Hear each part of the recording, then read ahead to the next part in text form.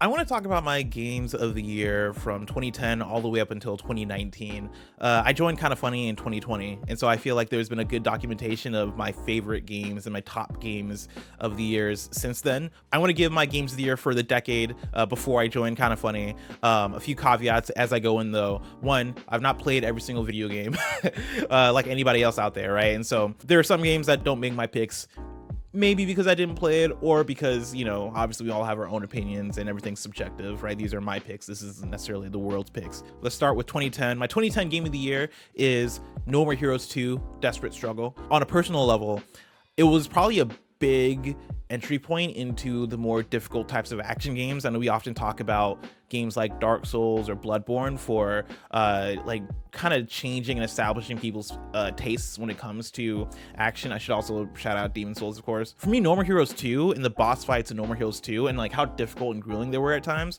was a big one for me, right? Of like figuring out timing, figuring out like how to read a boss fight, and like really have to take in how to take down an enemy. I think that stuff is done very well, especially in the No More Heroes 2 boss fights in particular. But on top of that, I think No More Heroes 2 is really cool when it comes to style, when it comes to the way it approaches the story. No More Heroes 2 is a game where you play as Travis Touchdown, and you're working your way through this leaderboard of assassins, and Travis Touchdown's trying to become the #1 assassin, right? But also is getting revenge on people that had wronged him in the past. But yeah, No More Heroes 2 is one that sticks with me. It has so many cool moments. It has so many cool story bits. It has a fantastic soundtrack as well. And yeah, it's easily my pick. Although I think when it comes to the year of 2010, I gotta shout out games like Mario Galaxy 2. Limbo was a big one for me as well, and I know there are other games that people love like Mass Effect 2, Red Dead Redemption, and things like Fallout New Vegas. Pretty stacked year. 2011, my game of the year is Portal 2. Probably a very easy pick for 2011. I know it was also a very stacked year, right? When we're talking about 2011, we're talking about games like Batman Arkham City, we're talking about Skyrim, we're talking about Uncharted 3, Sonic Generations, and Deus Ex Human Revolution. Portal 2 sticks out to me in terms of storytelling. I think they do a good job of leveling up everything that was set up in the first Portal game. Portal 2 takes that simple premise and really levels that up and adds in a lot more character, a lot more personality to Aperture Laboratories, Aperture Science, Aperture Labs. I'm going with Aperture Labs. It adds a lot of character to Aperture and what's going on, and adds in characters like Wheatley, and really fleshes out Cave Johnson as a character. Like, there's so much that Portal 2 does with its simple premise that Portal sets up, but it makes it more interesting. It makes it funnier. It stretches it out.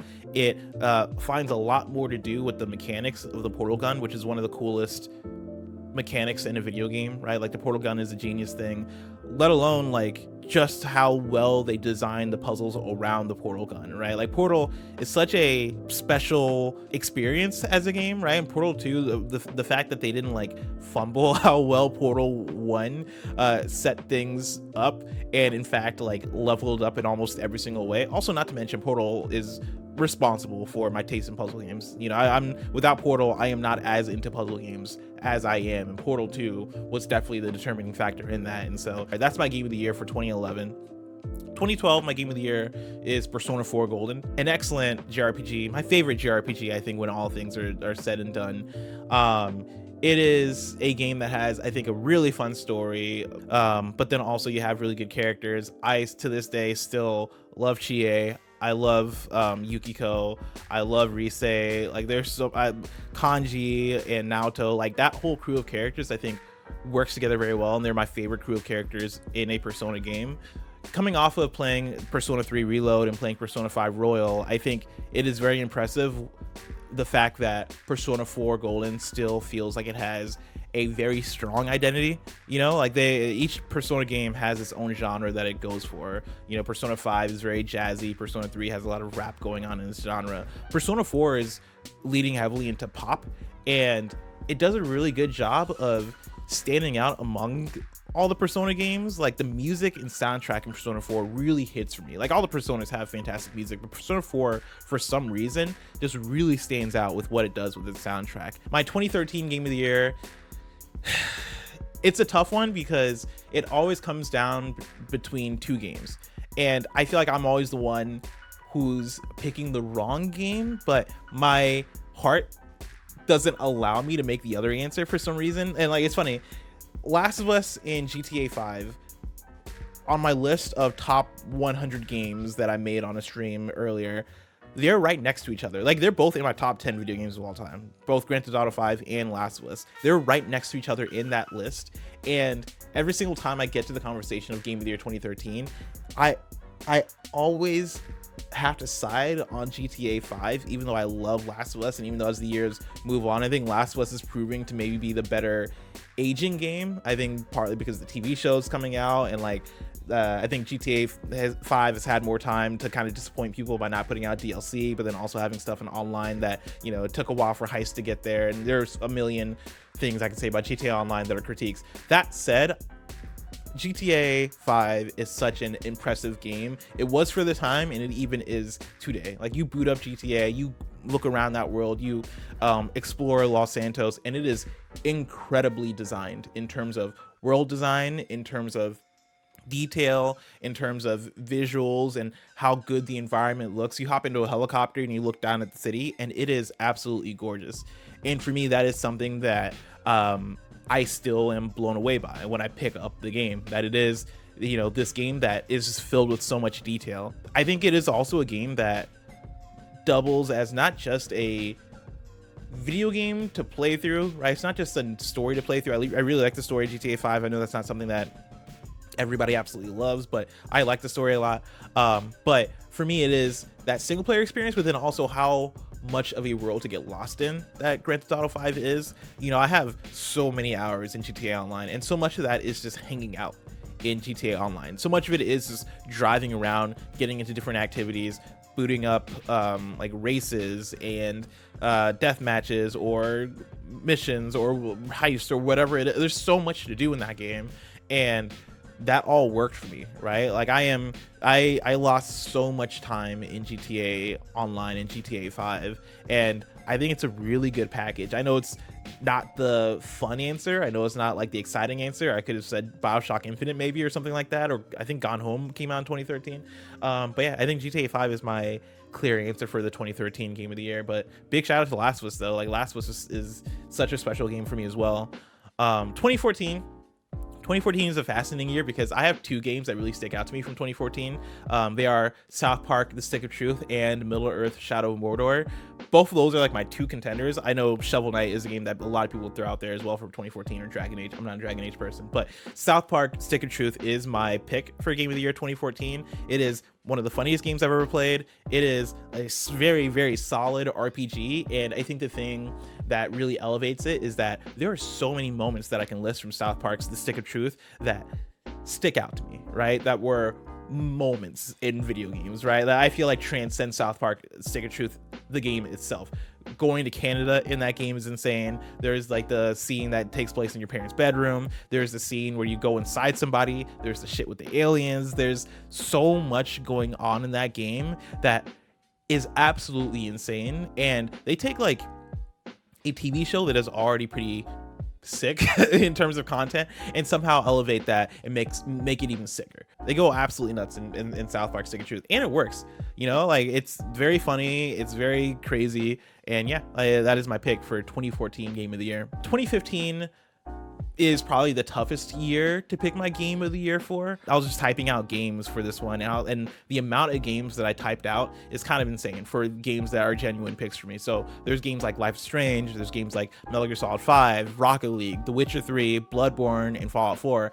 However, my pick for game of the year has got to be Undertale. Undertale is such a special video game for me. Undertale, in a year full of beasts and titans like Metal Gear Solid 5, like The Witcher 3, like Life is Strange for me, Undertale is a simple indie game that is this 8-bit, 16-bit JRPG inspired, you know, Earthbound inspired thing that is about friendship and, like, I guess love.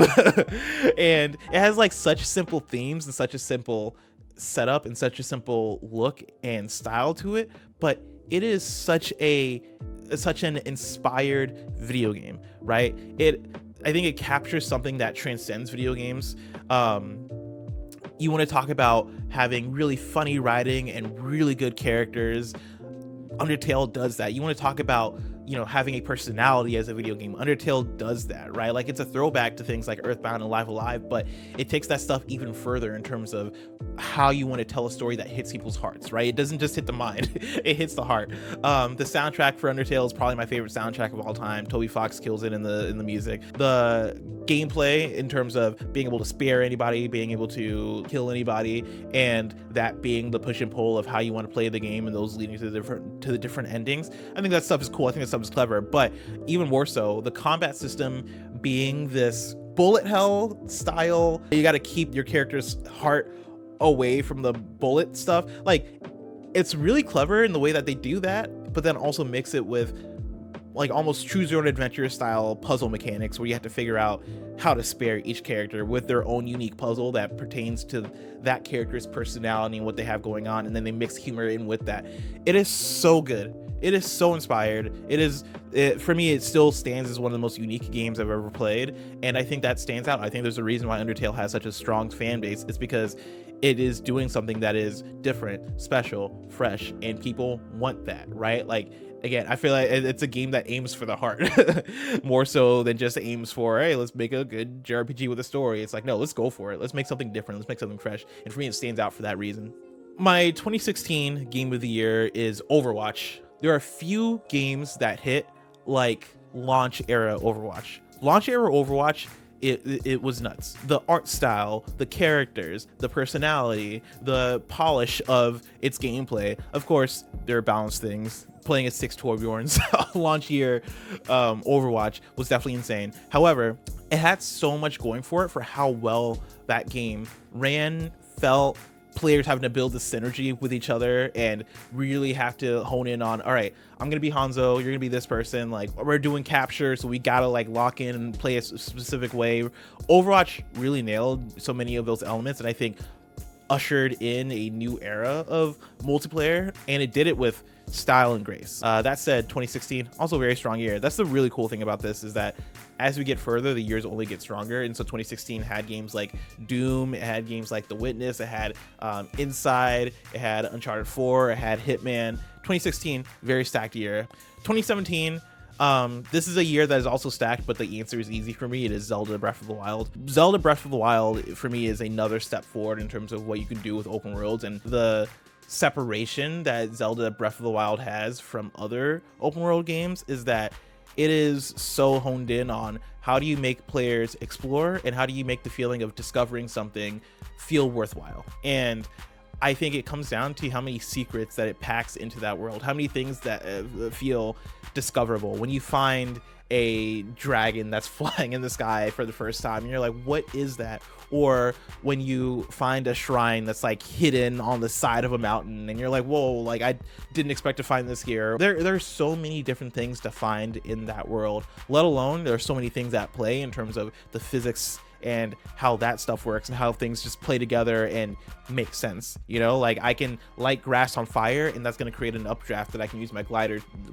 with to then like gain height or maybe even gain a position in combat, right? Like being able to mess around with elements of the world in that way, being able to use like the ice block ability on any like pool of water, being able to freeze something in time and like hit it and be able to launch it, and the amount of freedom that the game provides on top of that stuff, it's so impressive. It's so cool, and even to this day still blows me away. I think it's still one of the most impressive things in video games. That said, shout out to Nier Automata. Nier Automata is a very high contender on my list for 2017, along with Mario Odyssey and Persona 5.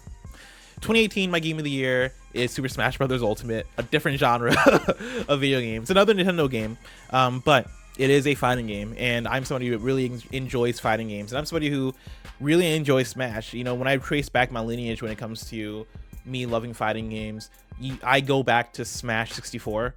Smash 64 was, I think, my first fighting game technically, and I got really into it. On top of that, it's not just the idea that everyone is here, but it's the idea that everyone and everything is here. You know, it's jam-packed with so much fan service and so many songs, so much music, so many reveals of DLC characters. I'm never ever gonna forget watching the reveal of Sora in Smash Ultimate and how special that was. I think the gameplay is rock solid. You know, I know the Smash diehards will always come back to Melee, but I still think that Ultimate when you're playing Smash Ultimate on just like the regular consumer level, like you're not a fucking diehard pro player or whatever, when you're playing on just the regular level Smash Ultimate, it plays like a dream, and it is actually really incredible how feature rich Smash Ultimate is as a video game. For me, it's an easy pick, although Celeste is also a very strong contender. It's very high up on my favorite list, the favorite game of all time list. Spider-Man is a strong contender as well, and then also God of War 2018, you got to shout out. 2019 is the final year.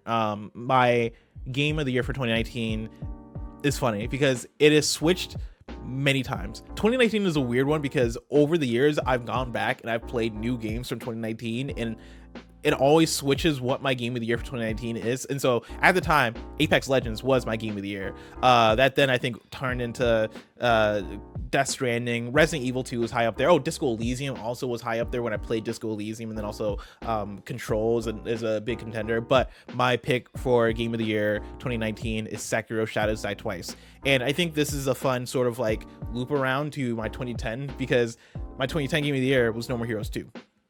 And I think in the ways that No More Heroes 2 kind of set me up with kind of having me fall in love with action games that can be brutal at times, that can be about timing and can be about the repetition and luring an enemy. I think Sekiro Shadows Die Twice takes a lot of those elements and almost achieves its ultimate form with that, if you know what I mean. Like the parry system in Sekiro Shadows Die Twice is so good, and I know it's been compared to like a rhythm game a million times, but it really is like that, right? It really is. You are learning the rhythm of these hits that you're receiving from the enemy, and it is satisfying when you get that rhythm down. It's like you just play, it's just like you learn a new song and you played it perfectly on the piano for the first time. It is so good. It feels so fresh as an action game, and it's already influenced so many action games since then, whether you want to talk about Stellar Blade or if you want to talk about something like Liza P. There are so many games that have taken influence from Sekiro Shadows Die Twice. Those are my games of the years over the years from 2010 to 2019. Let me know what some of your games of the years have been